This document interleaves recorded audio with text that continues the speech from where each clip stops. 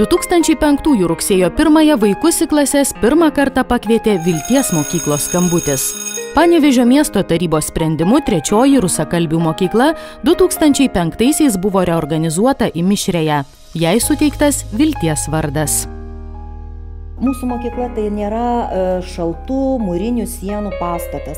Mes esame mokykla turinti savo sielą ir aurą. Mes kiekvieną vaiką pasitinkame atvirą širdimi ir kartu kuriame vaikystės pasaulį.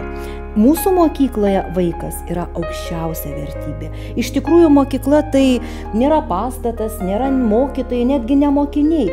Mokykla tai yra santykiai. Santykiai mokytojų su vaikais, mokytojų su mokinių tėvais, mokinių su savais tėvais, apskritai bendruomenės santykiai. Santykiai su valstybe, su dabartimi, su praeitimi. Tokia yra mūsų mokykla. 2005-aisiais Vilties mokyklą lankė vos 200 mokinių. Šiandien Vilties skambutis čia skamba 600–700 vaikų. Tai simboliška, sako mokyklos vadovė, nes tik viltis padėjo išgyventi, išaugti, sustiprėti ir pasiekti tokių rezultatų, kokiais mokykla gali šiandien didžiuotis. Darbdavys esu šios mokyklos darbuotojų, mokytojų, pedagogų, pedagoginių darbuotojų, esu ne aš, o vaikas. Tai kaip tas vaikas, vaikas yra mūsų darbdavys, tai mokytojų įsidarbino iš tikrųjų vaikai. Tiesiog buvo kviečiami mokytojai, nes mes mišri tapome, formuojant pirmasias klases, paskui kitais metais dar kitas. Ir taip užaugom, dabar mes jau turim išleistų vaikų. Tai būtent mokiniai ir mokinių tėvai suformavo šitą mūsų kolektyvą. Jie atsirinko mokytojus.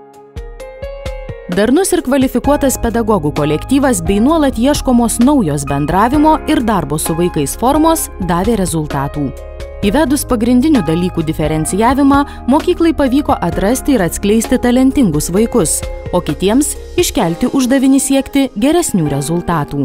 Mes diferencijuojam lietuvių kalbos, matematikos ir anglų kalbos ugdymą, tai man galimybė teko dirbti su aukštesnio lygio vaikais.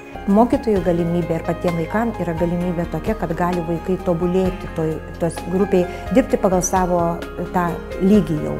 Ir pavyzdžiui, tie, kurie mokosi pagrindiniam lygmenyje, tai jiem yra galimybė pereiti aukštesnį lygį, jeigu jie pasiekia kažkokį rezultatą geresnį. Kadangi esu aukštesniajame lygmenyje, diferencijuotoje klasėje, tai iš tikrųjų man labai gerai dėl to, kad aš esu, kaip sakoma, gabus žmogus ir labai greitai dirbu. Tai man yra labai gerai, kai ir kiti aplinkui yra tokie ir sugebu daugiau padaryti per pamoką. Ir daugiau sužinoti, ir daugiau išmokti, ir geriau įsisavinti dalykus. Taip pat mokytojai labai padeda. Lietuvių mokytoja visą laiką informuoja apie visus konkursus, visą laiką skatina dalyvauti, visą laiką galbūt pagiria už dalyvavimą ir tai iš tikrųjų labai paskatina. Aš iš tikrųjų džiaugiuosi, kad mokaus aukštesniame lygmenyje, nes tai, kas yra sustiprinta, mes gaunam daugiau žinių iš tikrųjų iš šito dalyko ir mes galim daugiau pasiekti ir sužinoti, bet iš tikrųjų ir tie pagrindinio lygmenio vaikai lygiai taip pat gali išmokti, bet reikia daugiau pastangų. Jeigu mes stengsimės, mes galim pasiekti daug. Kad vaikai stengtųsi ir būtų motyvuoti mokytis, stengiamasi juos įtraukti į kuo įvairesnę popamokinę veiklą, užtikrinti saviraiškos laisvę. Mokykloje organizuojama popamokinė veikla. Jos metu įgūdžius gali tobulinti sportininkai, dailininkai, žurnalistai ir taip toliau ir panašiai. O šokiui Vilties pagrindinėje mokykloje skiriamas ypatingas dėmesys. Mokykla gali pasidžiaugti tomis tautinių šokių klasėmis. Kiekvienoj paraleliai yra po vieną klasę. Pirmokų viena šokėja, antrokų ir taip užsiauginę esame atviresnėje jau 7-tokai. Kitais metais jau jie bus 8-tokai, paskutiniai, kurie šoko 8 metus. Daug ką duoda šokiai. Visų pirma ir sveikatai, laikysenai. Kitas dalykas bendradarbiavimas, susitarimas, nes šoka ir poroje, ir komandoje. Ir pasaulį pamato, kitas tautas. Mes organizuojame Sidorenoje, kasmet vyksta tarptautinis projektas, mes nupinsim šokti Pynę.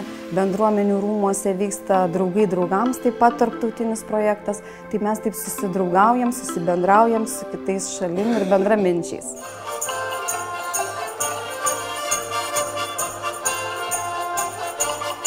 iki dabar 3 kartus per savaitę būna pamokos, koncertuojame, festivalius visokius važiuojam, tokie kaip mes nupinsim šokių pynę, po to dar koncertuojame ir užsienyje, važiavome į Ukrainą, Bulgariją, Turkiją ir Makedoniją. Tai ten, manau, žmonėm vietiniam irgi visai patika, kai mes ten šokam. Darnus pedagogų, vaikų ir tėvelių darbas visuomet duoda rezultatų. Visada vadovaujuosi fraze viskas yra daroma darymo būdu. Tai skatinu ir kitus taip daryti, ir savo mokinius, ir kolegas taip pat. Ir tikrai mūsų mokykloje yra daug galimybių tobulėti, ieškoti, kurti, mokytis, atrasti, išbandyti naujas ir strategijas ir visiems kartu džiaugtis sėkme ir ją dalintis. Man labai patinka šita mokykla, joje tikrai gerai mokomės, mokymosi rezultatai geri. Didžiuojamės tuo, kad netgi kai kurių iš mūsų kūriniai šiuo metu yra spausdinami lašelio pratybose ir iš jų mokosi kiti vaikai. Taip pat esame laimėję labai daug konkursų ir labai didžiuojamės savo mokymosi rezultatais. Nuo mokytojas labai daug kas priklauso, nes mokytoja turi daug savų paslapčių, kas yra gerai ir savaip moko. Ir ta prasme, jinai išmoko tikrai gerai su savo tom paslaptim. Visi draugiški, visais sveikinasi, niekas ten nesistumdo, nepravardžiuoja, bet visą laiką, čia gera grįžti. Vilties pagrindinė mokykla kviečia tapti bendruomenės nariais ir kartu kurti gražų vaikystės pasaulį, kupiną pažinimo ir atradimo džiaugsmo.